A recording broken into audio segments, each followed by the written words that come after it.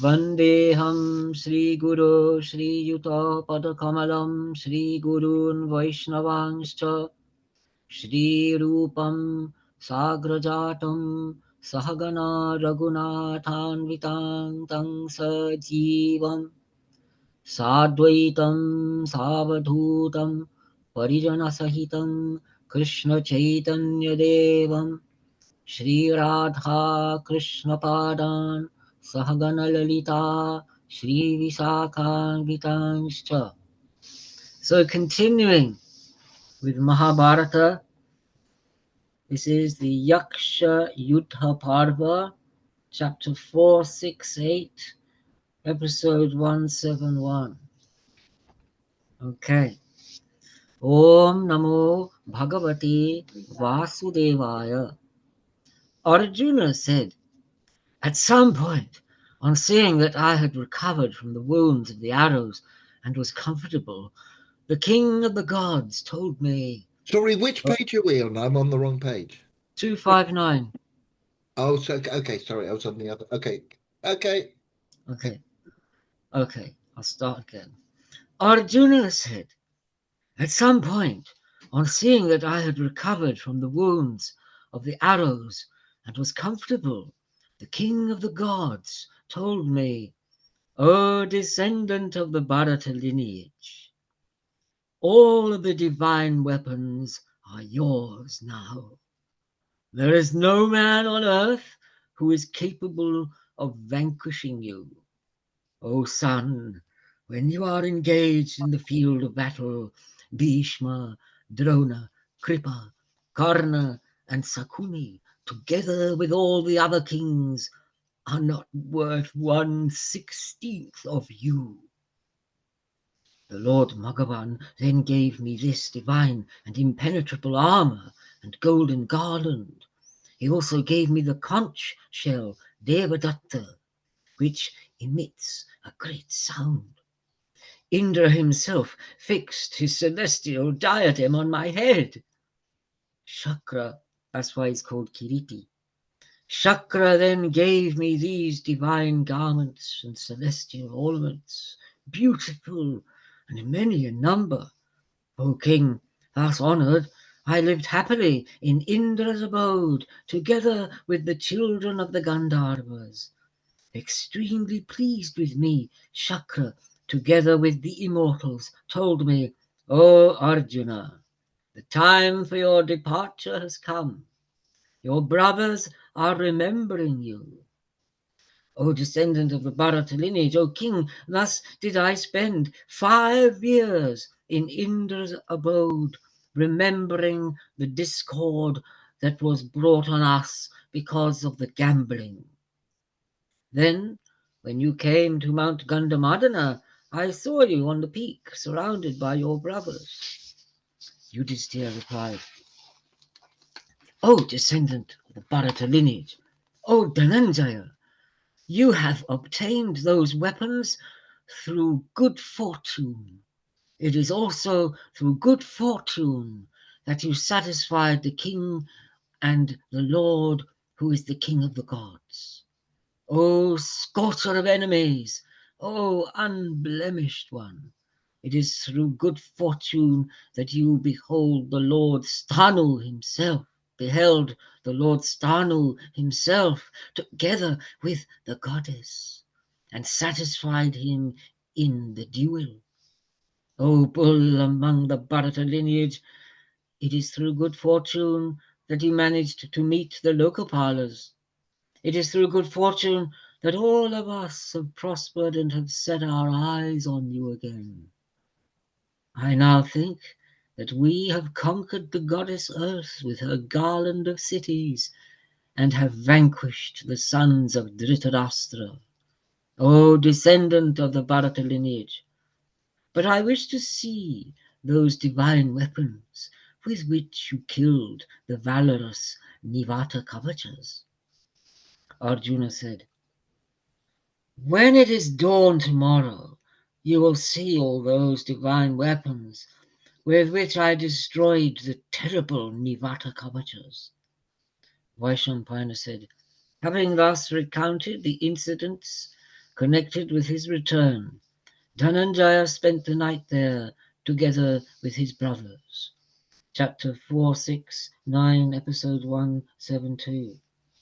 Vaishampayana said, when the night had passed, Dharmaraja Yudhishthira awoke and performed the necessary rituals together with his brothers. Then he told Arjuna, the beloved of his brothers, O Kaunteya, show us the weapons with which you destroyed the Danavas.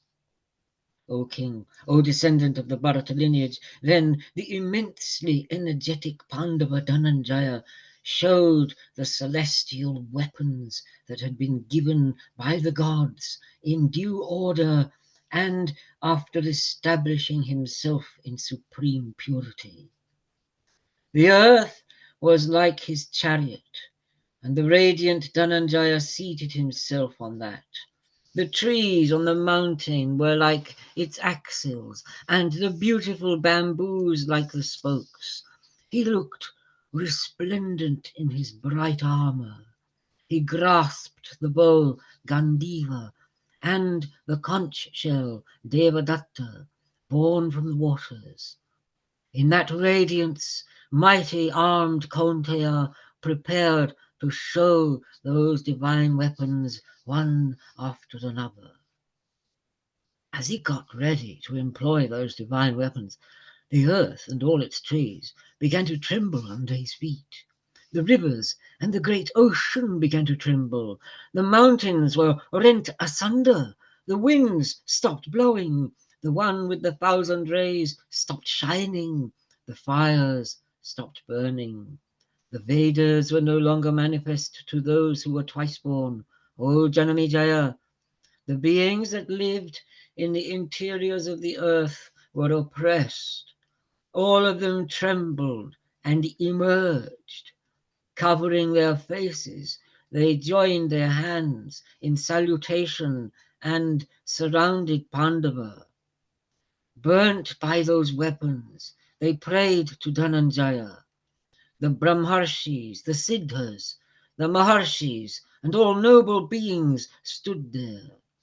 So did supreme Rajarshis, gods, Yakshas, Rakshasas, Gandharvas, and birds.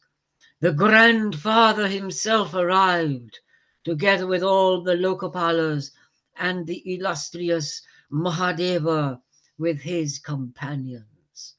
O great king, Vayu covered Pandava with colourful, fragrant, and divine flowers from every side.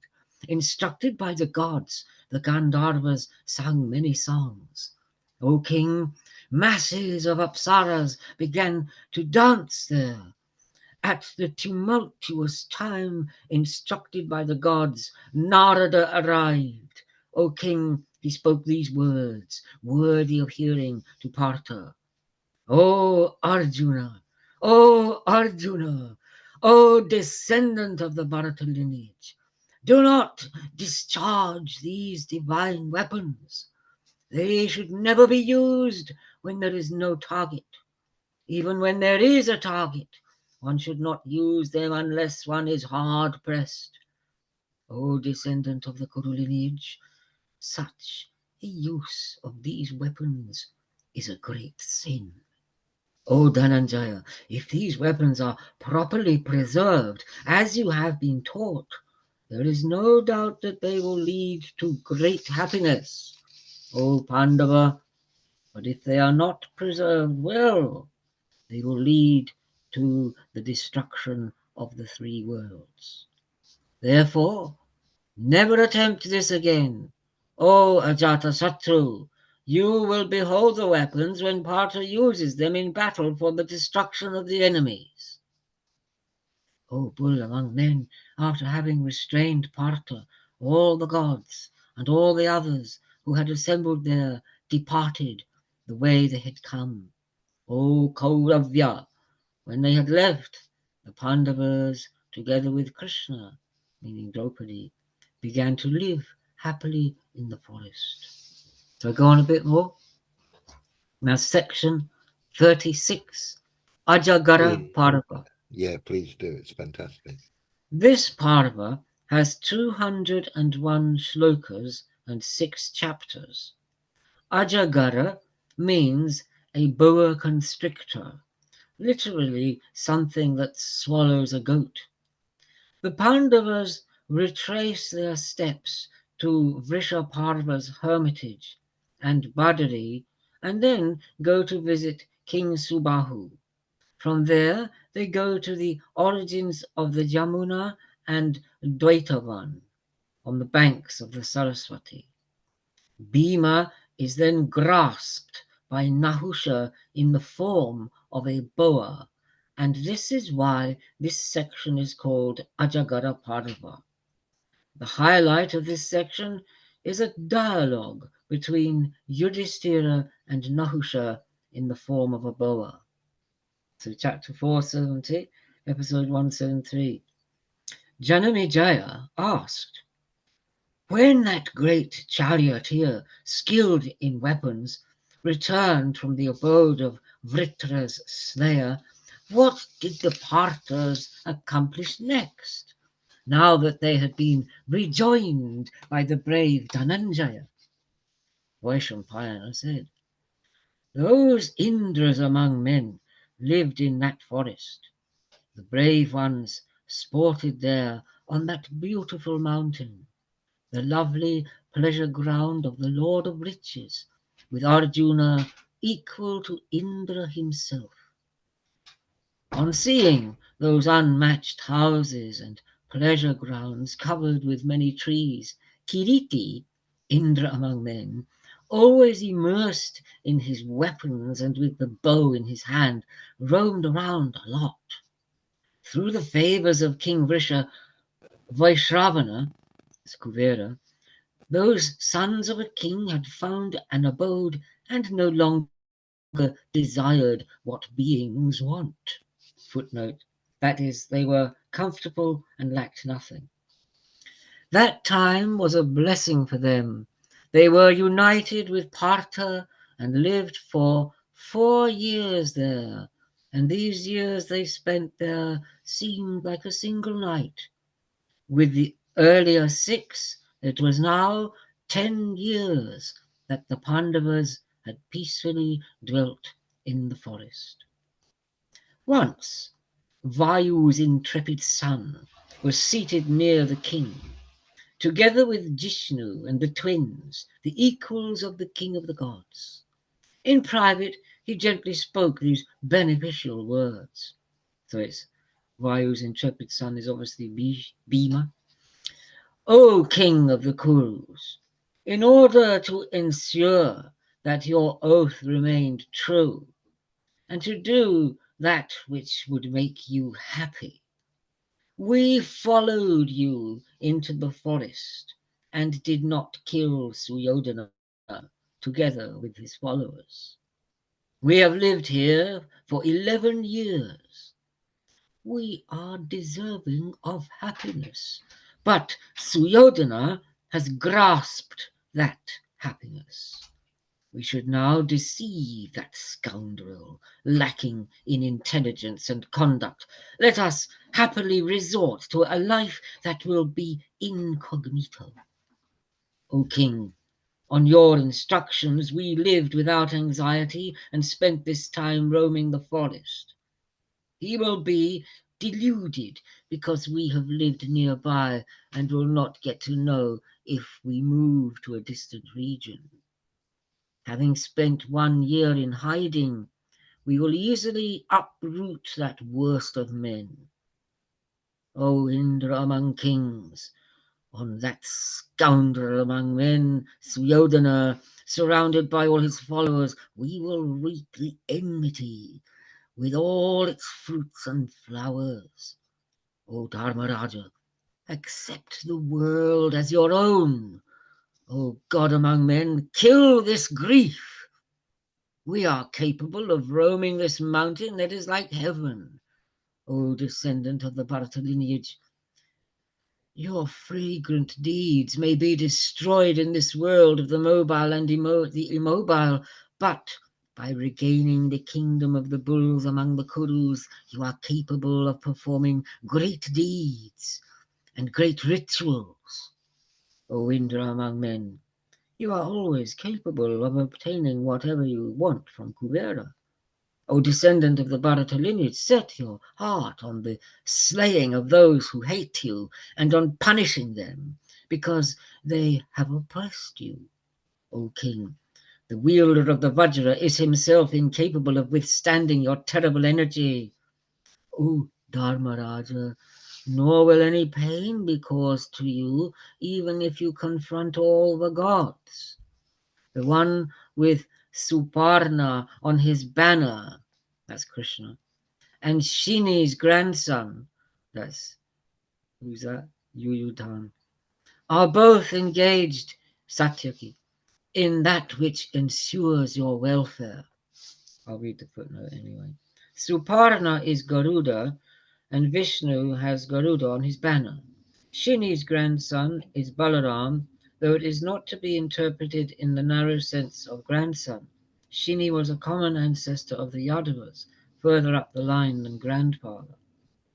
So usually, Shini's grandson means Satyaki. Anyway, foremost of the Shinis probably is a reference to Satyaki. O God among kings, the foremost among Shinis is equal of Krishna in strength, is engaged likewise. Krishna, together with the Yadavas, is engaged in that which will ensure your welfare. O God among men, so are these brave and skilled twins. Our prime objective is an increase in your influence. Encountering the enemies, we will pacify them. On ascertaining what was in their mind, the great-souled son of Dharma circumambulated Vaishravana's abode. The energetic one was knowledgeable about Dharma and Artha. Dharmaraja bid adieu to the houses, the rivers, the lakes, and all the Rakshasas. He glanced down at the path through which he had ascended and looked again at the mountain and said, O Indra among mountains, when my deeds are done, when my well-wishers and I have triumphed over the enemies and have won the kingdom, I will behold you again for performing austerities with a restrained soul. Surrounded by all his brothers and the Brahmanas, the lord of the Kurus was again carried along a similar path with all the others by Gatotkacha, over mountains and waterfalls. On seeing them ready to leave, the Maharshi cheerfully instructed them like a father to his sons. Together with Lomasha, they happily went to the sacred abode of the dwellers of heaven. Similarly, instructed by Arshtishena, the Parthas, foremost among men, went and saw the beautiful tirthas, hermitages, and many other great ponds. So I should give someone else a go. That Okay, meant I read for 20 minutes. that was brilliant. Wow. It's great, isn't it? But now it's gonna, so that's kind of like concluding that portion. They left Gandhamadana as they came on the back of Gatotkacha, flying in the Gutter sky. catch, he's always there at the right time when you Yeah. need it. You just put out your thumb and he comes, you call. So where's he taking them next? Am I following them on their Yeah. next journey? Well, that's what you're gonna do. You're Okay. gonna read 471. What does he look? Is there a description of Gutter Cat? Gatotkacha, he's a Rakshasa. I know, but I mean, he's a nice He's a Rakshasa. friendly one with a friendly face, I suppose. Okay. He's in movies. You can see how they portrayed him in movies. He's a Yeah. cheerful demon. Okay. Yeah, he has to be, doesn't he? Yeah. Okay. So continuing the great epic. I'm muting now. Okay. Okay, Haribol.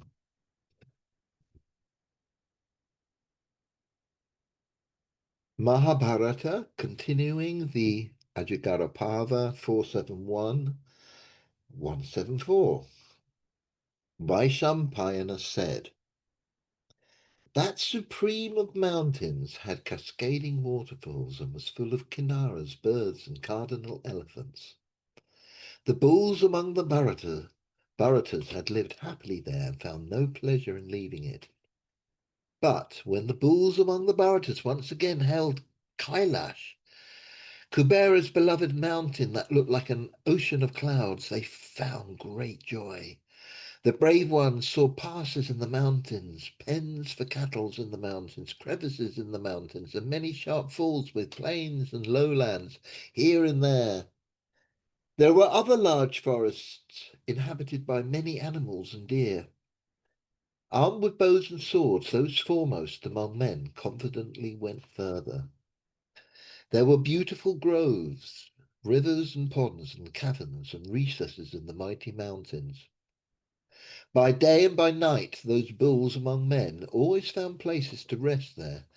After resting in this difficult terrain and traversing Kailash, those whose form is unthinkable, they reached Vrishapava's supreme and beautiful hermitage. On meeting them, King Vrishapava heartily welcomed them.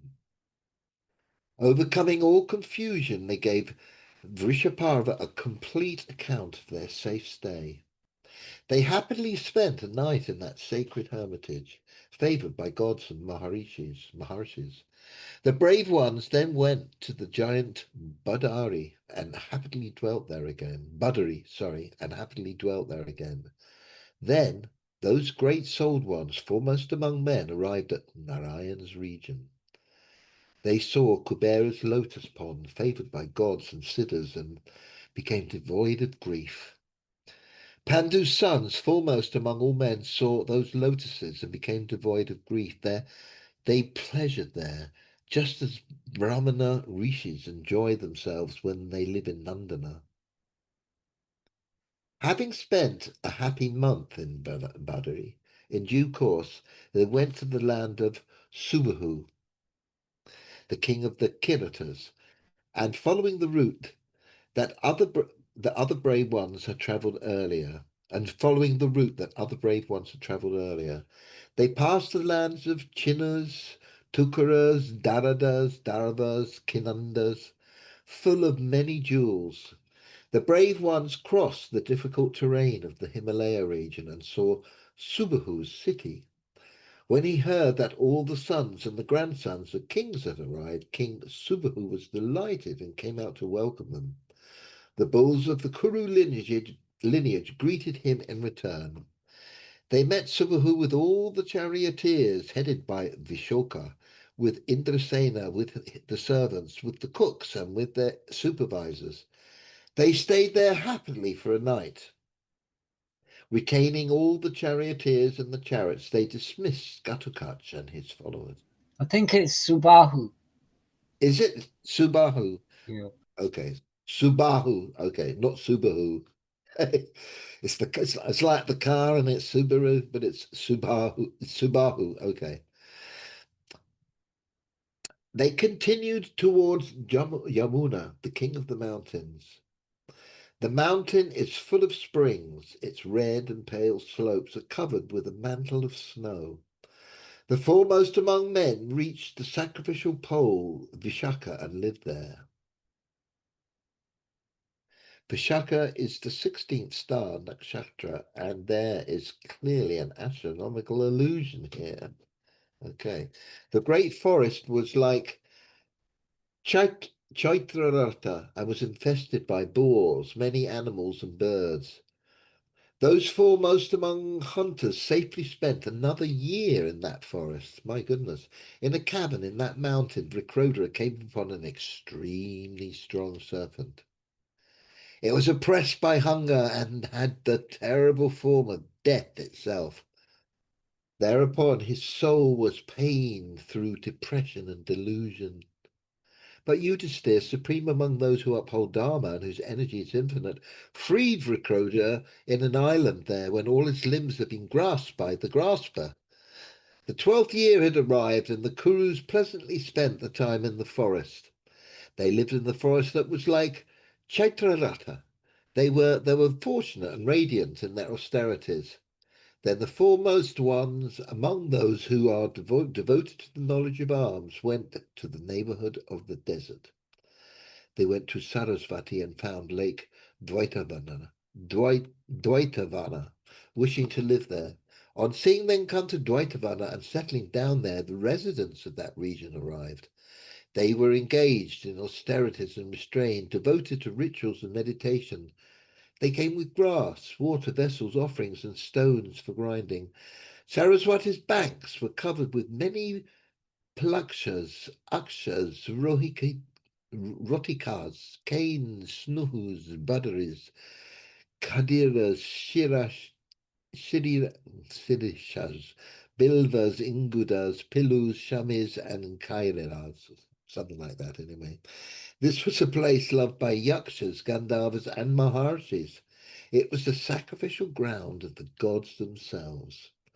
Those sons of the gods among men lived there happily, roaming delightfully along the banks of the Saraswati.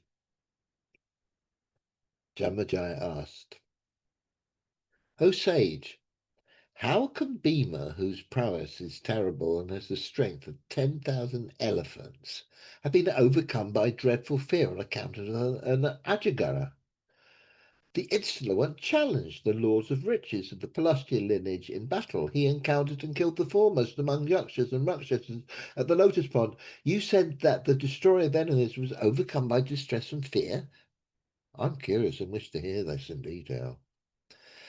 Vaishampana said, O king, having left the hermitage of King Vrishabhava, sorry, Vaishampana said, O king, having left the hermitage of King Vrishabhava, those foremost among archers lived in the forest that possessed many wonders. On seeing that beautiful forest, frequented by the gods and Gandharvas, Vrikrodara began to roam around as he wished, bow and sword in his hands.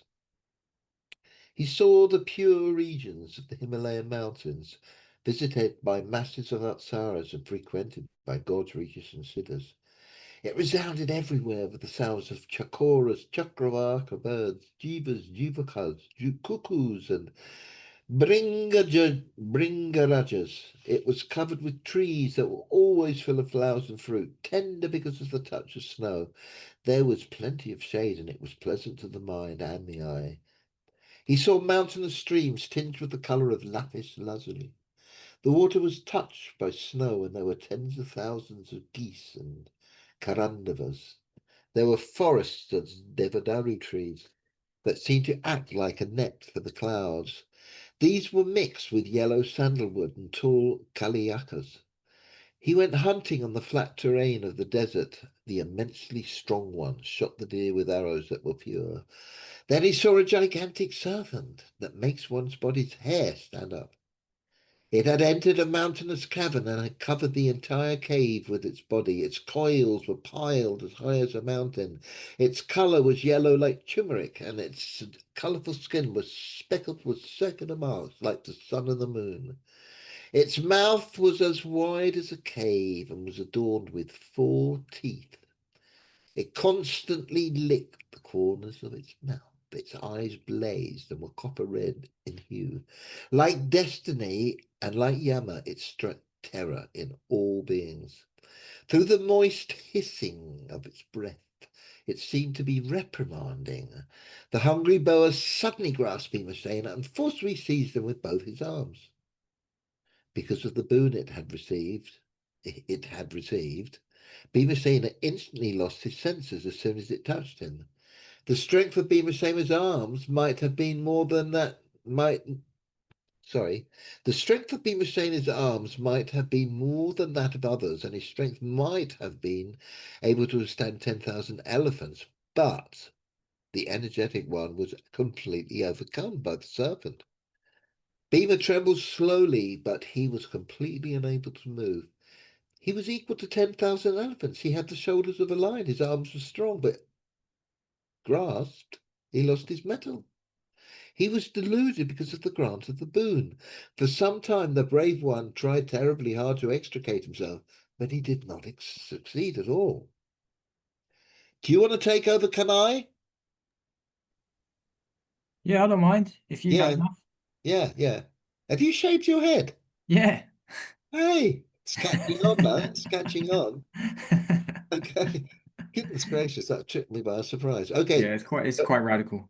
Well, I did it. Okay, go for it. All right. You know where we are, yeah? Yeah. 473, yeah. 473176. Vaishampayana said, the energetic Bhimesen was thus overcome by the serpent. He began to think about the great and extraordinary valor of the serpent. He told the great serpent, O serpent, if you so desire, please tell me, O best of serpents, who are you and what will you do with me? I am Pandava Bhimasen, immediately younger to Dharmaraj. I possess the vigor equal to that of 10,000 elephants. How can I have been brought under your power? Many lions with manes, tigers, buffaloes, and elephants have been encountered and slain by me in battle. O supreme among serpents, Danavas, Pishatas, and immensely strong Rakshasas have not been able to withstand the force of my arms. Do you have the strength of knowledge, or do you have the gift of a boon? In spite of my endeavors, you have been able to overpower me. O serpent, it is certain in my mind that the valor of men is useless, since you have been able to withstand my great strength.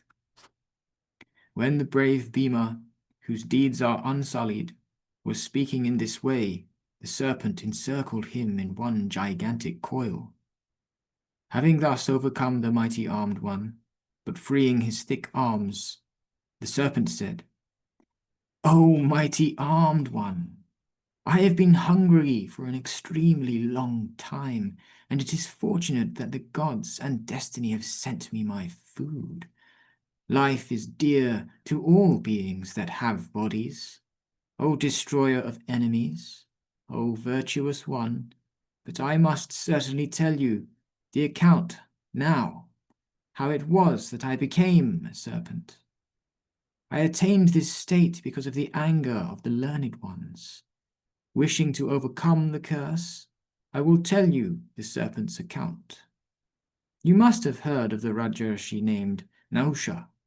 He was your ancestor and that of your forefathers. He was Ayu's son and the extender of that lineage. I am he. Because of the disrespect shown to Brahmanas, and because of Agastya's curse, I have attained this state. I'll read the footnote here. Nahusha's story is left implicit. After killing Vritra, Indra suffered from guilt and went into hiding. The throne of the king of the gods was empty, and Nahusha was temporarily appointed Indra. But he insulted the Brahmanas by making them carry him. He was then cursed by Agastya that he would become a serpent. End of the footnote. Look at what fate has wrought on me. You are my descendant, and you are extremely handsome. Therefore, you should not be killed by me. But look at destiny. I will devour you today, O supreme among men. Once I have grasped a prey on the 6th day, whether it is an elephant or a buffalo, it can never free itself from me. O best of Kauravas, you have not only been grasped by a serpent that belongs to the inferior species, I have the gift of a boon. When I was swiftly falling from the Vimana on which Shakra is seated, I asked the illustrious supreme sage, that is Agastya, to free me from the curse. Flooded with compassion, the energetic one replied, O king, you will be freed after some time has passed. Then I fell down on the ground, but did not lose my memory. Therefore, what has been determined in ancient times is fixed in my mind and memory. The Rishi told me, He who replies accurately to your questions will free you from your curse. O king, once grasped by you, even if it is a being that is stronger and superior to you, it will immediately lose its mettle. Affectionate towards me and driven by compassion, those Brahmanas then instantly disappeared. O immensely radiant one, I thus assumed the form of a serpent.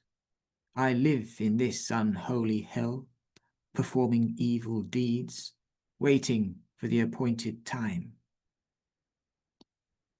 Then the mighty armed Bhimesen told the serpent, O great serpent, I am not angry with you, nor do I blame myself. Sometimes a man is capable of bringing happiness or unhappiness. At other times, he is incapable. One's mind should not be worried at these comings and goings. How can one's own exertions rise above destiny? I think that destiny is supreme and endeavors are meaningless. Behold, because of adverse destiny, I have lost the strength of my arms. Without any immediate reason, I have been reduced to this state now. But today, I do not sorrow as much over my own destruction as I do over my brothers, who have been dislodged from their kingdom and have been exiled to this wilderness. The Himalayas are difficult of access and are infested with yakshas and rakshasas. On seeing me thus, they will be confounded and will fall down. On hearing of my destruction, they will lose all enterprise. They followed Dharma. It was I who drove them because of my greed for the kingdom. Or perhaps the intelligent Arjuna, who knows all the weapons and is invincible to the gods, the Gandharvas and the Rakshasas, will be overcome by sorrow.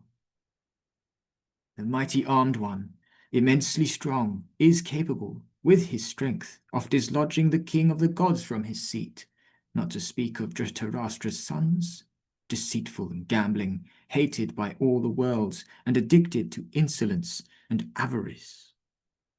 I sorrow over my poor mother, so loving towards her sons. She always wished that we might attain a greatness superior to that of others. O serpent, at my destruction she will be without a protector. All the desires that she had for me will become unsuccessful. The twins, Nakula and Sahadev, followed their elder. They were always protected through the strength of my arms and were proud of their manliness. They will lose their enterprise. They will be dislodged from prowess and valor. At my destruction, they will be without protection. This is what I think. In this way, Vrikodara lamented a lot. He was coiled by the serpent and could not move at all. Kaunteya Yudhishthira saw all the terrible omens and was disturbed in his mind. He thought about these evil portents. The sky to the south of the hermitage was ablaze. I'll read the footnote there. The south is the direction of Yama, death, ghosts, and demons. A she-jackal stationed herself there and let out a terrible and dreadful howl. There was a dreadful-looking quail with one wing, one eye, and one foot. It was seen to vomit blood, screeching harshly in the direction of the sun. A hot and rough wind began to blow, attracting gravel. All the animals and birds wailed towards the south. A black crow cawed from the back, "Go! Go!" His right arm repeatedly trembled. That's Yudhishthira's. There were tremors in his heart and in his left leg. Foretelling of evil, his left eye began to throb. O descendant of the Padatta lineage, sensing great danger, the intelligent Dharmaraj asked Draupadi, "Where is Bhima?" Panchali answered that Vrikodara had been gone for a long time. Accompanied by Tomya, the mighty armed king then left. He gave instructions to Dhananjaya to protect Draupadi. He instructed Nakula and Sahadev to tend to the Brahmanas. Then the Lord followed Bhima's footprints from the hermitage and saw the earth marked with the signs of his passage. As the brave one, with the speed of the wind, had rushed forward on his hunt, the wind created by his thighs had broken down and strewn trees along the path. Following these signs, he reached the mountainous cavern and saw his younger brother, immobile there, in the grasp of that Indra among serpents. 474. Vaishampayana said, on seeing his beloved brother encircled in the coils of the snake, the wise Yudhishthira approached and told the brave one, "O one whose mother is Kunti, how has this misfortune befallen you? Who is this supreme of serpents, with a body that is equal to a mountain?" On seeing his elder brother Dharmaraj, he, Bhima, told his brother everything that had happened and how he had come to be grasped. Yudhishthira said, "O serpent, Yudhishthira is asking you, tell the truth. Are you a god, a daitya, or a serpent? O serpent, what must be done for you, or what must be told you so as to please you? What food must be brought to you? What must be done to set him free?" Serpent replied, "O unblemished one, I was earlier a king named Nahusha, your ancestor. O lord of men, I was Ayu's famous son and fifth in the line from Soma. Footnote. This is the lunar dynasty, originating with Soma or Chandra, the moon. Soma's son was Buddha. Buddha's son was Pururav. Pururav's son was Ayu, and Ayu's son was Nahusha. So Nahusha was fifth in the line. End of footnote. Through sacrifices, austerities, studying, self-restraint, and valor, I obtained unrivaled lordship of the three worlds. Having attained that prosperity, insolence overcame me. Thousands of Brahmanas carried my palanquin. Intoxicated with my fortune, I insulted those Brahmanas. O Lord of the earth, I have been reduced to this state because of Agastya. O Pandava, O king, but because of the favors of the great soul Agastya, I have not lost my wisdom even now. I have obtained your younger brother as my food at the 6th point in time. Footnote, meaning the 6th day. The boa eats on every 6th day. End of footnote. I will not free him, nor do I desire any other food. But if you answer the questions I ask you, I will later free your brother Vrikodara. Yudhishthira replied, O serpent, tell me whatever you like. O serpent, if I can, I will answer and please you. You are certainly aware of what only a Brahmana can know. O king of the serpents, on hearing your words, I will reply. The serpent asked, O king, O Yudhishthira, who is a Brahmana, and what should he know? From your words, I think that you are extremely wise. Yudhishthira replied, O Indra among serpents, it is said that a Brahmana is one in whom truthfulness, charity, forgiveness, good conduct, lack of cruelty, self-control, and compassion can be seen. O serpent, he obtains knowledge of the supreme Brahman, which is beyond happiness and unhappiness, and on attaining which there is no sorrow.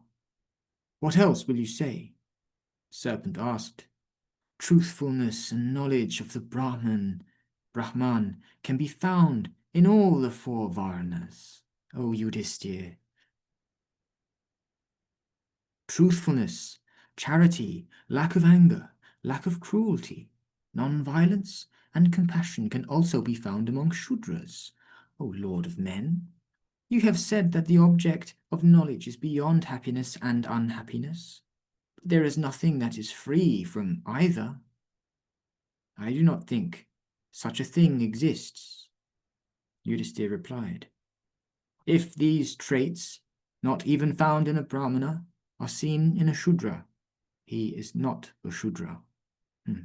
A Brahmana in whom a Brahmana's traits are not found is a Shudra. O serpent, it is said that one in whom these traits are found is a Brahmana. O serpent, one in whom these traits are not found is marked as a Shudra.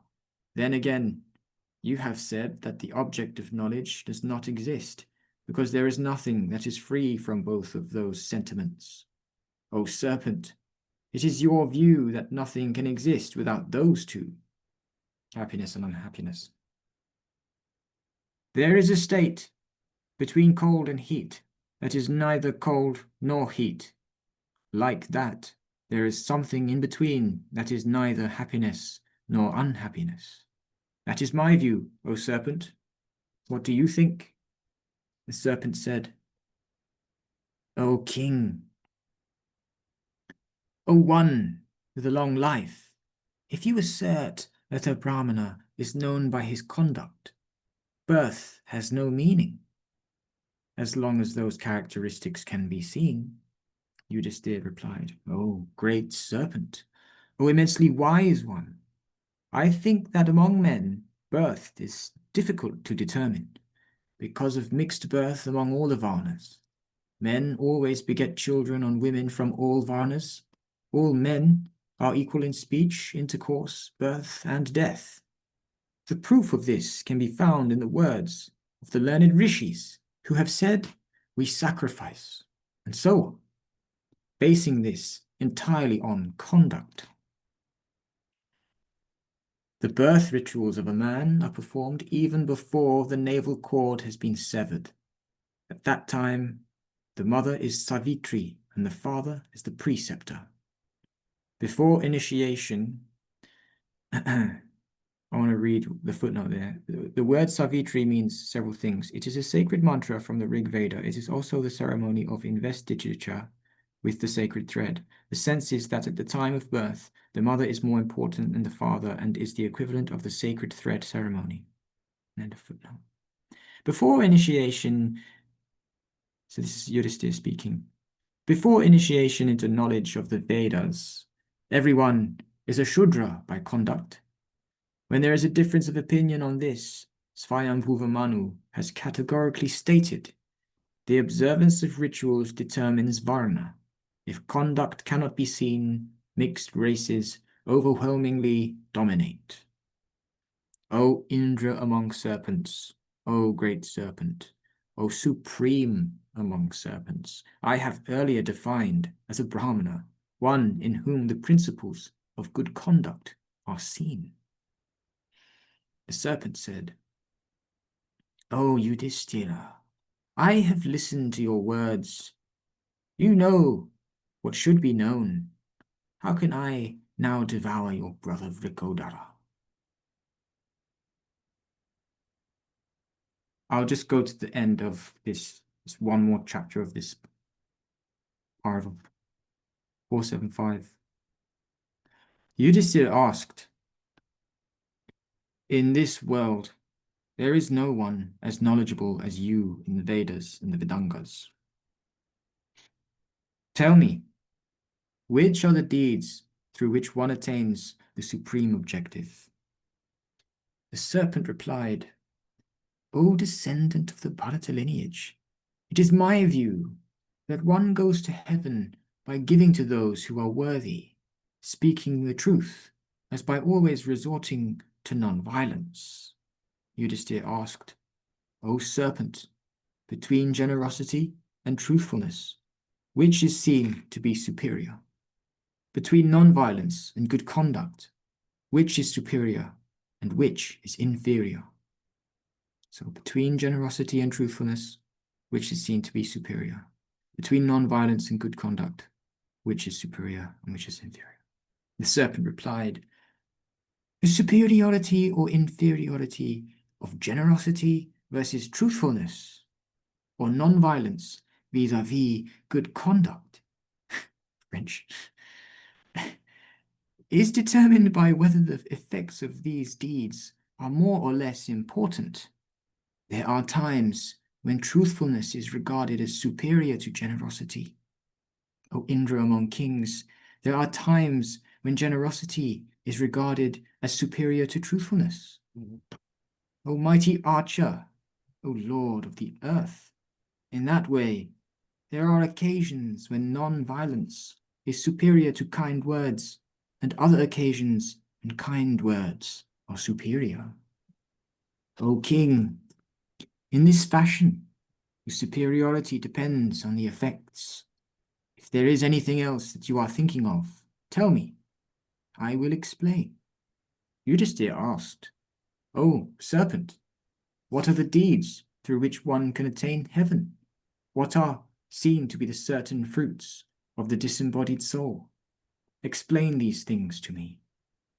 The serpent replied, O king, depending on one's own deeds, there are seen to be three end goals: human birth, residence in heaven, and rebirth as inferior species. These are the three ends. Through continuous acts of charity and deeds based on reasons of non-violence, one attains heaven from this world of men.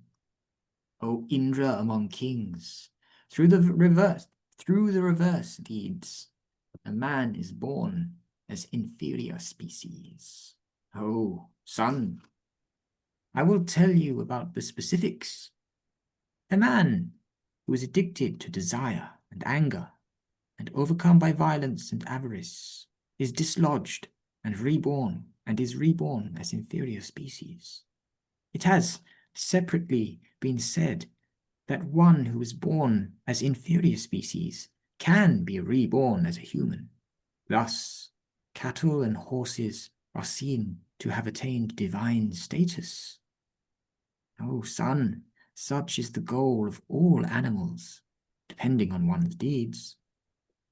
O king, the self should always be established in greatness. From one birth to another, the soul enjoys the fruits that come from a body, though it is distinct. This is the characteristic of all beings.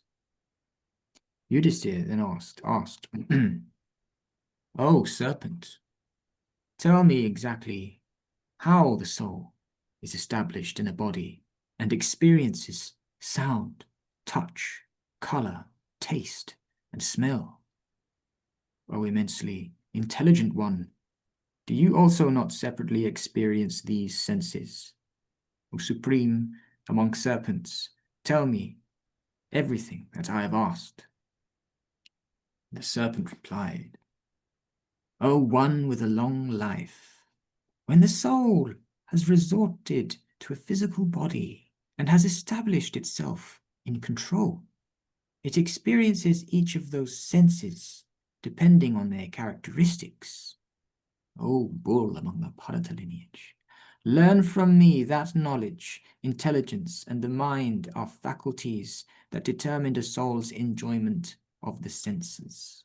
O son, through the mind, the embodied being experiences one after another, from one object to another, the senses that flow out of each of these objects. O tiger among men, the mind is thus the cause of all perceptions among animals. At the same time, it cannot experience multiple objects. O tiger among men, the soul is established between the eyebrows. It creates the intelligence about different kinds of objects. O tiger among kings, according to the wise, different kinds of experience flow from this intelligence. These are the ways of an embodied soul. Yudhisthira asked, tell me, what are the specific characteristics that distinguish the mind and the intelligence? What is said to be the supreme deed for those who wish to know about the soul? The serpent replied. O son, through various distractions, the intelligence is said to follow the soul, though consciousness is derived from it, the soul. It is said to control the soul. Intelligence is not subject to the different qualities. But the mind has these qualities, O son. Thus have I distinguished between the mind and intelligence. But you yourself have knowledge about these matters. What do you think? Yudhisthira said, O best among those who are endowed with intelligence, your intelligence is supreme. You know everything that there is to know. Why are you then asking me this question? You are omniscient. You dwelt in heaven. You were the performer of extraordinary deeds. I am confronted with great uncertainty. How did delusion overcome you? The serpent replied, Even an extremely strong and brave man is deluded by prosperity. 'Tis my view that all those who are immersed in happiness become confused in intelligence. O Yudhisthira, I became deluded because of my prosperity. I was intoxicated, though enlightened. I descended into this state, and I am enlightening you now. O great king, O scorcher of enemies, you have performed a service towards me. Because of my conversation with the virtuous one, I have been freed from the grievous curse. In earlier times, I used to roam around heaven in a celestial chariot, intoxicated with my vanity. I thought of nothing else. Brahmarishis, gods, Gandharvas, Yakshas, Rakshasas, serpents, Kinnaras, and all the residents of the three worlds had to pay me taxes. O Lord of the earth, such was the power of my glance, that whatever being my eyes happened to behold, the strength of my sight robbed him of his energy. Thousands of Brahmarishis bore my palanquin. O king, this misconduct brought about my dislodging from prosperity. One day, when the sage Agastya was bearing me, my feet happened to touch him. In anger, Destiny then spoke these words. Agastya in the form of destiny, as we can see. May you be destroyed. Become a serpent. At that, I fell down from that supreme Vimana. I lost all my ornaments.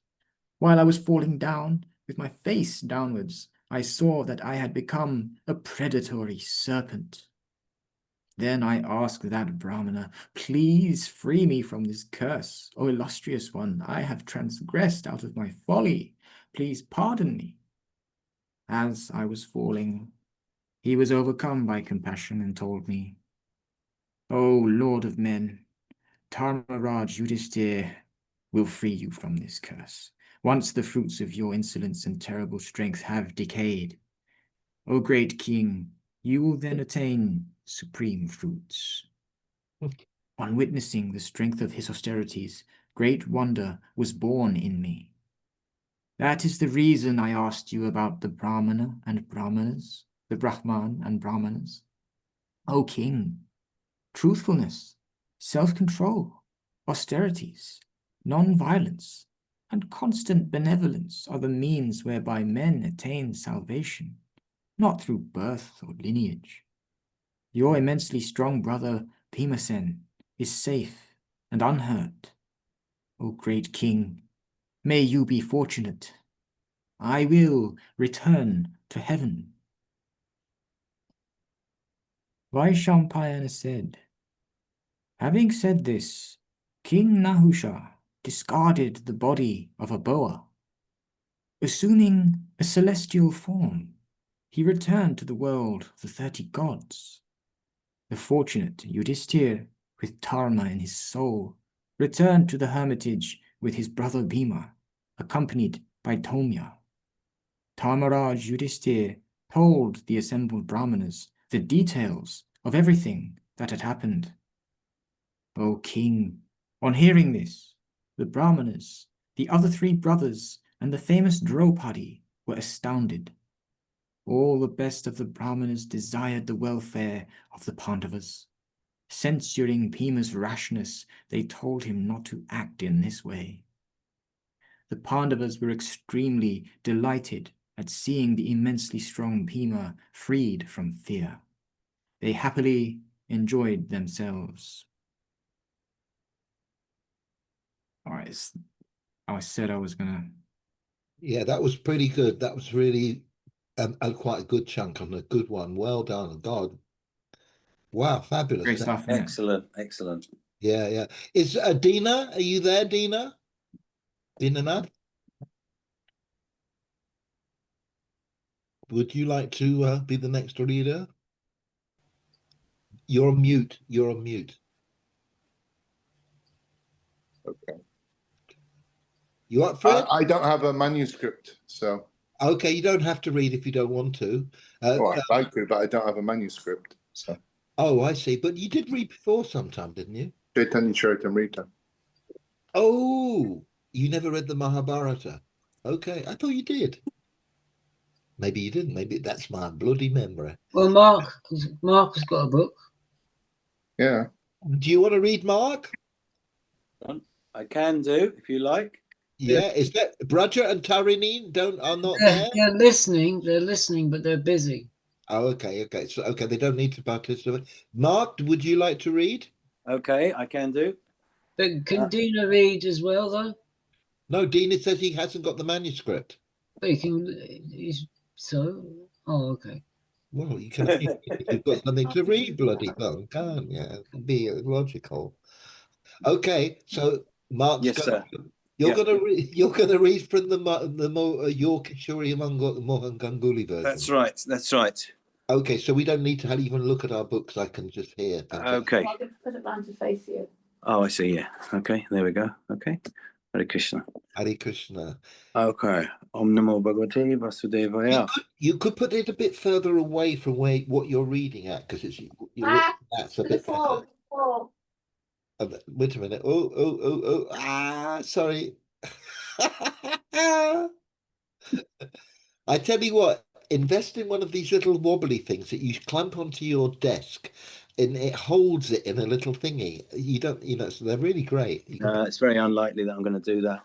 But No. anyway, there you go. I'll stick a wooden spoon in the back. There you go. The old wooden spoon technique. I know it well. We've got the wooden spoon. Okay, then. Okay, off you go. We're all ready with you. This section, it's in brackets, Markandeya Samasya Parva. Aha. Okay. I'm going to look at it, read it from our book, because it's so similar. I mean, the last time I've been reading, I mean, it's just a different kind of way of saying the same thing. Same thing. Exactly. I didn't. Okay. On that note, I'll begin. Hare Om. Hare Krishna. Vaishampayana said, while they were dwelling at that place, they're set in the season of the rains, the season that puts an end to the hot weather and is delightful to all animated beings.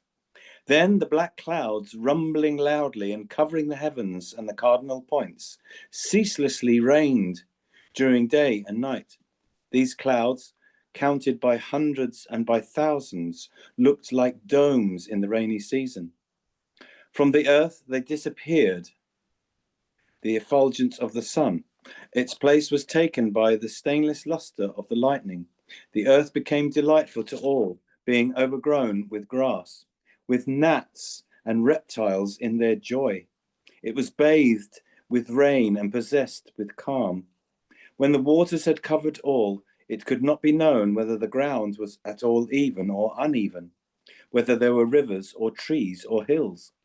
At the end of the hot season, the rivers added beauty to the woods, being themselves full of agitated waters, flowing with great force, and resembling serpents in the hissing sound they made. The boars, the stags, and the birds, while the rain was falling upon them, began to utter sounds of various kinds which could be heard within the forest tracts. The chatakas, the peacocks, and the host of male kohilas, and the excited frogs all ran about in joy. Thus, while the Pandavas were roaming about in the deserts and sandy tracts, the happy season of rain, so various in aspect and resounding with clouds, passed away. Then, in the season of autumn, thronged with ganders and cranes and full of joy, then the forest tracts were overrun with grass, the river turned limpid, and firmament and the stars shone brightly. And the autumn, thronged with beasts and birds, was joyous and pleasant for the magnanimous sons of Pandu. Then were seen nights that were free from dust and cool with clouds and beautified by myriads of planets and stars and the moon. And they beheld rivers and ponds adorned with lilies and white lotuses, full of cool and pleasant water. And while roving by the river Saraswati, whose banks resembled the firmament itself and were overgrown with canes, and as such abounded in sacred baths, their joy was great. And those heroes who wielded powerful bows were especially glad to see the pleasant river Saraswati with its limpid waters full to the brim. And, O Janamejaya, the holiest night, that of the full moon in the month of Kartika, in the season of autumn, was spent by them while dwelling there. And the sons of Pandu, the best of the descendants of Bharata, spent that auspicious juncture with righteous and magnanimous saints devoted to penance. And as soon as the dark fortnight set in, immediately after, the sons of Pandu entered the forest named the Kamyaka. Mark, could you just adjust the camera a little bit because we can't see your mouth? Yeah. Yeah, thank you. It's fabulous. It's really wonderful. Okay. I'm really enjoying it. Okay. No, still a bit more because when you put your head down, it goes. Yeah, How's that's it. That's it. Fantastic. Yes. Brilliant. Brilliant. Thank you. Okay. Okay.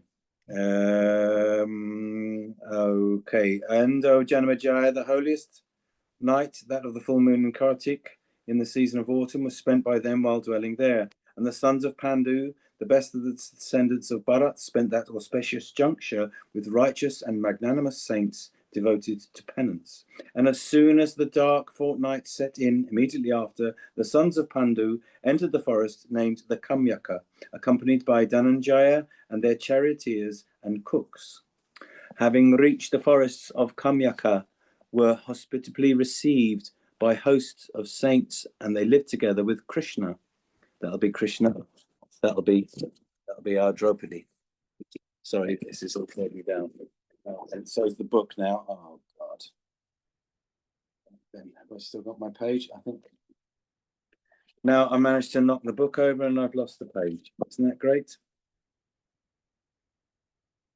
Dear, oh dear. It's all right. Take your time, Mark. It's all Sorry right. about this. Sorry. Don't panic. Don't panic. It's fiddling about with that thing. Oh dear. It's all right. We just Penny. I think you need to help your Mr. Mark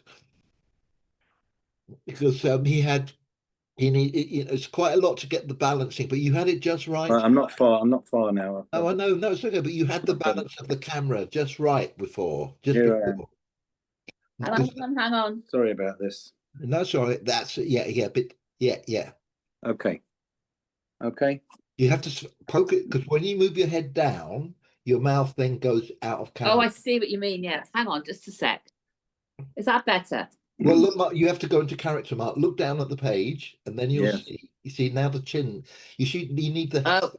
Does it really matter? Well, Hang on. You're a bit too close. You're too close, Penny. Move away. Let Mark be a bit away. Yeah, it's too full. Yeah. And then now down, get the mouth. Okay. Okay, thank you. That's beautiful. It's so much nicer. It's lovely. Okay. That's perfect. Beautiful. Okay. Is that perfect, Matura? It is perfect. Thank God I've done it. Yes. Okay. Come on. Okay, thank you very much. Okay. Carry on. I'll just go back a tiny way. Vaishampayana said, O son of Kuru, they, Yudhisthira and others, having reached the forest of Kamyaka, were hospitably received by hosts of saints, and they lived together with Krishna. And while the sons of Pandu were dwelling in security in that place, many brahmanas came to wait upon them. And a certain brahmana said, he, the beloved friend of Arjuna, of powerful arms and possessed of self-control, a descendant of Sura, of a lofty intellect, will come. For, O ye foremost of the descendants of Kuru, Hari knows that ye have arrived here. For Hari has always a longing for your sight and always seeks your welfare. And Markandeya, who lived very many years devoted to great austerities given to study and penance, will ere long come and meet you. At that very moment that he was uttering these words, there was beheld Krishna coming thitherward upon a car unto which were yoked the horses Savya and Sugriva. He, the best of those that ride on cars, accompanied by Satyabhama, is like Indra by Sachi, the daughter of Pulaman. And the son of Devaki came, desirous to see those most righteous of the descendants of Kuru. And the sagacious Krishna, having alighted from the car, prostrated himself with pleasure in his heart before the virtuous king in the prescribed way, and also before Bhima, that foremost of powerful men. And he paid his respects to Daumya, while the twin brothers prostrated themselves to him. And he embraced Arjuna of the curly hair, and spoke words of solace to the daughter of Drupada. Then the descendant of the chief of the Dasaraha tribe, that chastiser of foes, when he saw the beloved Arjuna come near him, having seen him after a length of time, clasped him again and again. And so too Satyabhama also, the beloved consort of Krishna, embraced the daughter of Drupada, the beloved wife of the sons of Pandu. Then these sons of Pandu, accompanied by their wife and priests, paid their respects to Krishna, whose eyes resembled the white lotus, surrounded him on all sides. And Krishna, when united with Arjuna, the son of Pritha, the winner of riches and the terror of the demons, assumed a beauty comparable to that of Shiva, the magnanimous lord of all created beings. When he, the mighty lord, is united with Kartikeya, his son. Oh, sorry, yes, that's the end of the sentence. When he's united with Kartikeya, his son. And Arjuna, who bore a circlet of crowns on his head, gave an account of what had happened to him in the forest to Krishna, the elder brother of Gada. And Arjuna asked, saying, how is Subhadra and her son Abhimanyu? And Krishna, the slayer of Madhu, having paid his respects in the prescribed form to the son of Pritha and to the priest, and seating himself with them there, spoke to King Yudhishthira in words of praise. And he said, O king, virtue is preferable to the winning of kingdoms. It is, in fact, practice of austerities.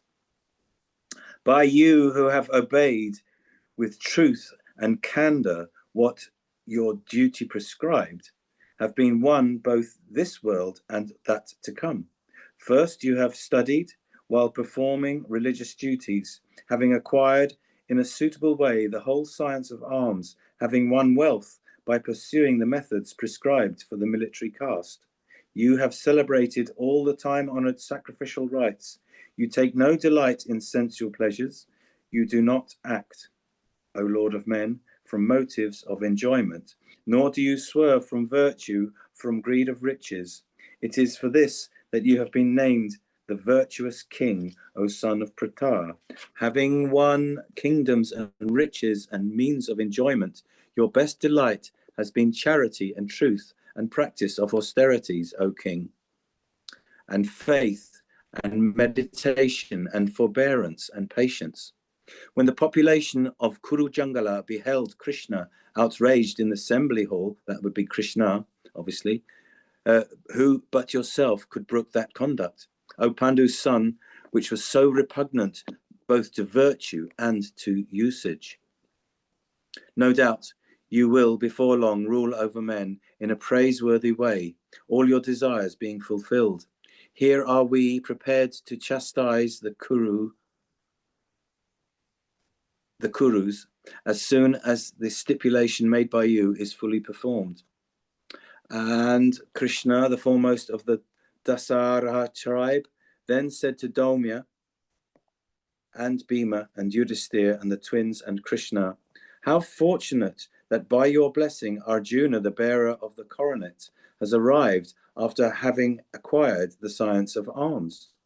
And Krishna, the leader of the Dasaraha tribe, accompanied by friends, likewise spoke to Krishna, the daughter of Yagyasena, saying, how fortunate that you are united, safe and secure with Arjuna, the winner of riches. And Krishna also said, O Krishna, O daughter of Yagyasena, those sons of yours are devoted to the study of the science of arms, are well behaved, and conduct themselves on the pattern, O Krishna, of their righteous friends. Your father and your uterine brothers proffer them a kingdom and territories, but the boys find no joy in the house of Drupada or in that of their maternal uncles. Safely proceeding to the land of the Anartas, they take the greatest delight in the study of the science of arms. Your sons enter the town of the Vrishnis and take an immediate liking to the people there. And as you would direct them to conduct themselves, or as the respective Kunti would do, so does Subhadra direct them in a watchful way. Perhaps she is still more careful of them. And,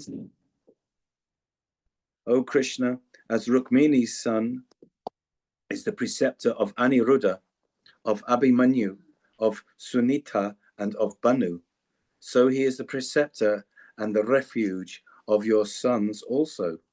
And a good preceptor would unceasingly give them lessons in the wielding of maces and swords and bucklers and missiles, and in the arts of driving cars and of riding horses, being valiant. And he, the son of Rukmini, having bestowed a very good training upon them and having taught them the art of using various weapons in a proper way, takes satisfaction at the valorous deeds of your sons and of Abhimanyu, O daughter of Drupada. And when your son goes out in pursuit of outdoor sports, each one of them is followed thither by cars and horses and vehicles and elephants. And Krishna said to the virtuous king Yudhisthira, the fighting men of the Dasara tribe and the Kukuras and the Andakas, let these, O king, place themselves at thy command. Let them perform what thou desirest them. O Lord of men, let the army of the tribe of the Madhus, resistless like the wind, with their bows and led by Balaram, whose weapon is the plough, let that army equipped for war, consisting of horsemen and foot soldiers and horses and cars and elephants, prepare to do your bidding. O son of Pandu, drive Duryodhan, the son of Dhritarashtra, the vilest of sinful men, together with his followers and his hosts of friends, to the path betakes by the Lord of Shobha, the son of the earth. O you, O ruler of men, are welcome to stick to that stipulation which was made in this assembly hall, but let the city of Hastina be made ready for you when the hostile force has been slain by the soldiers of the Dasara tribe. Having roamed at your pleasure in all those places where you may desire to go, having got rid of your grief and freed from all your sins, you will reach the city of Hastina, the well-known city situated in the midst of a fine territory. Then the magnanimous king, having been acquainted with the view thus clearly set forth by Krishna, that best of men, and having applauded the same, and having deliberated, thus spoke with joined palms to Keshava. O Keshava, no doubt thou art the refuge of the sons of Pandu, but the sons of Pandu have their protector in thee. When the time will come, there is no doubt that thou wilt do all the work just mentioned by thee, and even more than the same. As promised by us, we have spent all the 12 years in lonely forests. O Keshava, having in the prescribed way completed the period for living unrecognized, the sons of Pandu will take refuge in thee. This should be the intention of those that associate with thee, O Krishna. The sons of Pandu swerve not from the path of truth, for the sons of Pritha, with their charity and their piety, with their people and their wives and their relations, have their protector in thee. Vaishampayana said, O descendant of Bharata, While Krishna, the descendant of the Vrishnis, and the virtuous king were thus talking, there appeared then the saint Markandeya, grown grey in the practice of penances, and he had seen many thousands of years of life. He was a pious soul and devoted to great austerities. Signs of old age he had none, and deathless he was, and endued with beauty and generosity and many good qualities. And he looked like one only 25 years old. And when the aged saint, who had seen many thousand years of life, came, all the Brahmanas paid their respect to him, and so did Krishna, together with Pandu's son. And when that wisest saint, thus honoured, took his seat in a friendly way, Krishna addressed him in accordance with the views of Brahmanas and of Pandu's sons thus. The sons of Pandu and the Brahmanas assembled here, and the daughter of Drupada and Satyabhama, likewise myself, are all anxious to hear your most excellent words, O Markandeya. Propound to us the holy stories of events of bygone times and the eternal rules of righteous conduct by which are guided kings and women and saints. Vaishampayana continued, when they had all taken their seats, Narada also, the divine saint of purified soul, came on a visit to Pandu's sons. Him also then of great soul, all those foremost men of superior intellect honoured in the prescribed form by offering water to wash his feet and the well-known oblation called the Arghya. Then the godlike saint Narada, learning that they were about to hear the speech of Markandeya, expressed his assent to the arrangement. And he, the deathless, knowing what would happen, what would be opportune, said smilingly, O saint of the Brahmana caste, speak what you are about to say to the sons of Pandu. Thus addressed, Markandeya, devoted to great austerities, replied, wait a moment, a great deal will be narrated. Thus addressed, the sons of Pandu, together with those twice born men, waited a moment, looking at that great saint, bright as the midday sun. Vaishampayana continued, Pandu's son, the king of the Kuru tribe, having observed that great saint as willing to speak, questioned him with a view to suggesting topics to speak upon, saying, you who are ancient in years know the deeds of gods and demons and illustrious saints and all the royal ones. We consider you as worthy of being worshipped and honoured. We have long yearned after your company, and here is this son of Devaki, Krishna, who has come to us on a visit. Verily, when I look at myself, fallen away from happiness, and when I contemplate the sons of Dhritarashtra of evil life, flourishing in every way, the idea arises in me, it is man who does all acts, good or bad, and that it is he that enjoys the fruits of acts the acts bring forth. How then is God the agent? And, O best of those that are proficient in the knowledge of God, how is it that men's actions follow them? Is it in this world, or is it in some subsequent existence? And, O best of righteous men among the twice born, in what way is an embodied animated being joined by his good and evil deeds that seek him out? Is it after death, or is it in this world? And, O descendant of Brigu, is what we experience in this world the results of acts in this very life, or will the acts of this life bear fruit in the world to come? And where do the actions of an animated being who is dead find their resting place? Markandeya said, O best of those that can speak, this question befits thee, and it is just what it should be. This question befits thee, and is just what it should be. Thou knowest all that there is to know, but thou art asking this question simply for the sake of form. Here I shall answer thee. Listen to me with an attentive mind as to how in this world and in that to come a man experienceth happiness and misery. The Lord of born beings himself sprung first of all, created for all embodied beings, bodies which were stainless, pure, and obedient to virtuous impulses. O wisest of the descendants of Kuru. The ancient men had all their desires fulfilled, were given to praiseworthy courses of life, were speakers of truth, godly and pure. All were equal to the gods. They could ascend to the sky at their pleasure and could come back again. And all went about at their pleasure. And they had their death and their life also under their own control. And they had few sufferings. They had no fear and had their wishes fulfilled. And they were free from trouble. They could visit the gods and the magnanimous saints, knew by heart all the righteous rules, were self-controlled and free from envy. And they lived many thousands years and had many thousand sons.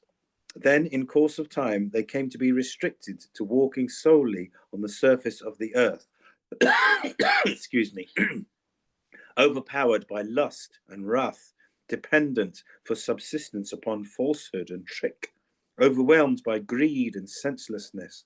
Then those wicked men, when disembodied, on account of their unrighteous and unblessed deeds, went to a hell in a crooked way.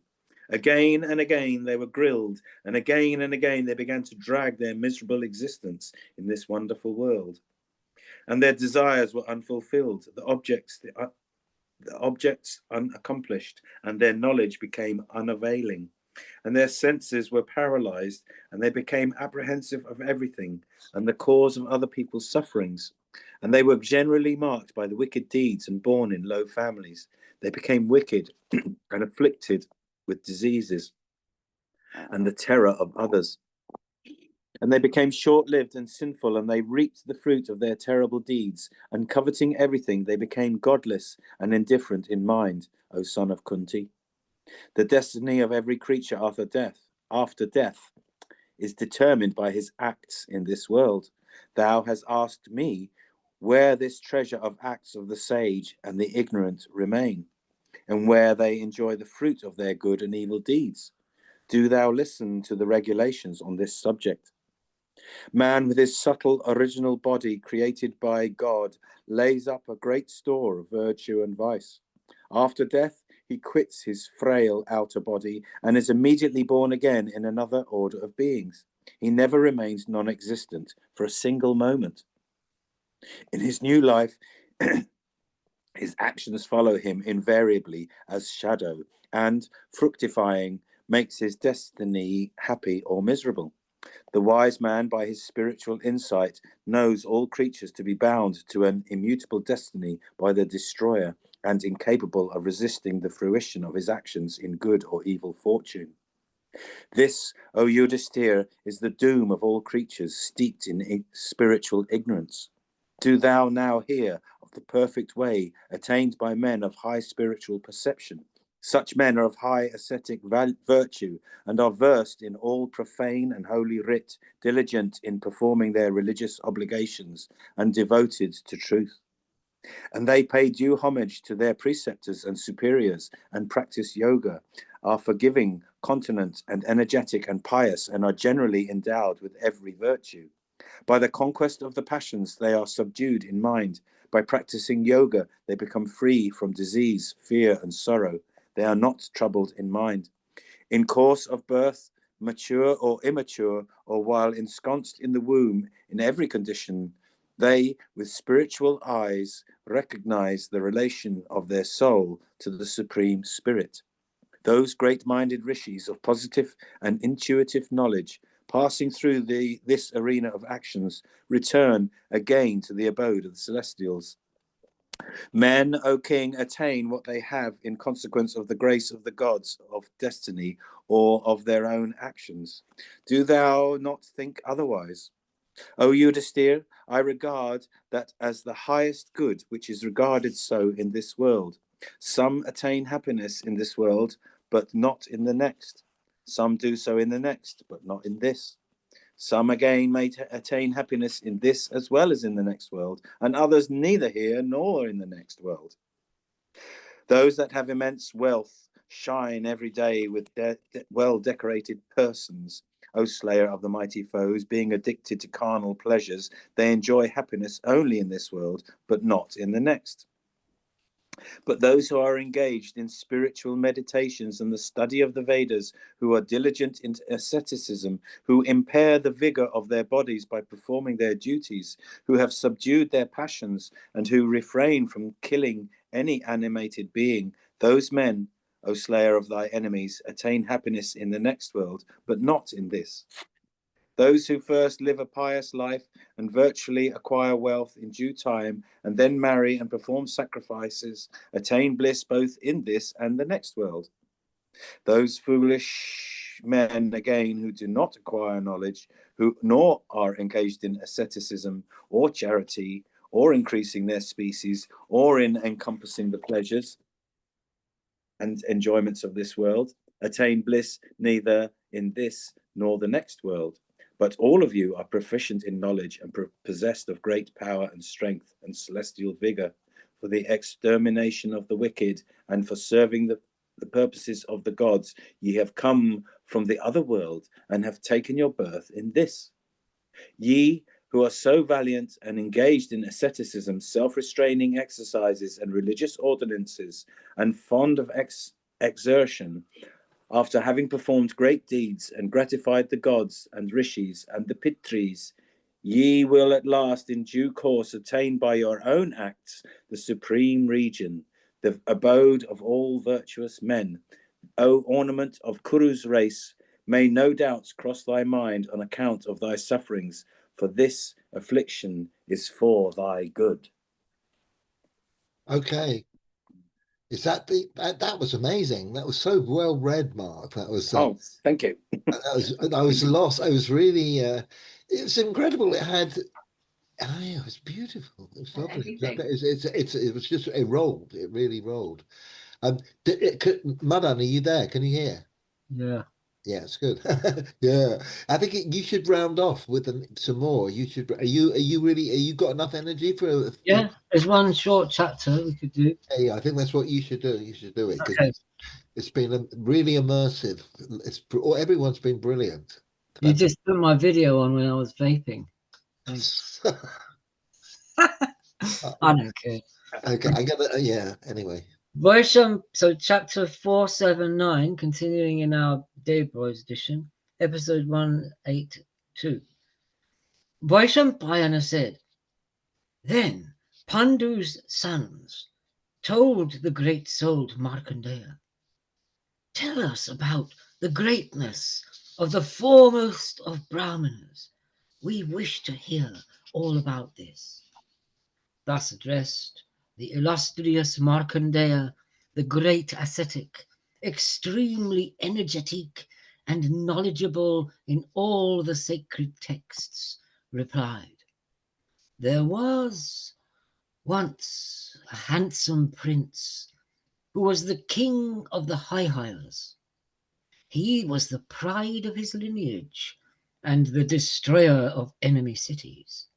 He was powerful and handsome, and he went about to hunt. When he was roaming around in that forest, overgrown with grass and bushes, he saw a sage who was clad in a black antelope skin as his upper garment. He mistook him to be a deer and killed him in the forest. He was pained and sorrowful at his deed and lost his senses. O Lord of the earth, the lotus-eyed prince went to the kings of the High-Highers, great in their souls, and told them exactly what had happened. O son, on hearing about the violence done to a sage who lived on roots and fruits, and on seeing it, they were distressed in their minds. They asked everywhere about whose son he was, and followed a road to the hermitage of Tarksha Arishtanemi. They bowed down before the great souled sage, whose vows were unwavering. They stood there, while the sage honored them in return. Then they told the great souled sage, We are not deserving of these honors. Through our evil deeds, we have killed a Brahmana. The Brahmana Rishi replied, How have you killed a Brahmana? Where is he? Tell me, and behold the strength of my austerities. All of them then told him everything exactly as it had happened. But when they returned, they could not see the dead body of the rishi there. They searched everywhere and were ashamed. They felt as if their senses had been in the midst of a dream. The sage Tarksha then told them, O destroyers of the cities of enemies, is this the Brahmana who had been killed by you? O kings, this is my son. He possesses the power of austerities. O Lord of the earth, on seeing that rishi, they were struck with great wonder and exclaimed, This is extremely wonderful. We have seen him dead. How can a dead person be restored to life? It is through the power of austerities that he has become alive again. O Brahmana Rishi, we are desirous of hearing this, if indeed it can be heard. He replied, O kings, death cannot exhibit its powers before us. I will briefly tell you about the reason for this. We know nothing but the truth. We do not even think of that which is false. Since we are always established in our own dharma, death holds no fear for us. We always speak about the welfare of Brahmanas and never about their evil deeds. Therefore, we have no fear of death. We serve our guests with food and drink. We always feed our servants. We live in a region inhabited by energetic ones. Therefore, we have no fear of death. I have only told you a very little bit. Now all of you return without any envy. Do not be frightened that you have sinned. O bull among the Bharata lineage, then they agreed that it would be that way, and worshipped the great sage. The kings happily returned to their own kingdom. That's it. It's gone 9 o'clock. Is that official clocking off time then in the I think so. union rules? Well, it has been seconded and the motion passed. I say, well, you know, I'm sure it's in the ledger. And I can't stay up too late. Oh, I know. No. But Wow, anyway, it's brilliant. did you stop the recording yet? No, give us a chance. Okay, let's stop. Okay. That's all it's going to be. How much now? Talking about Markandeya. Markandeya. Yeah.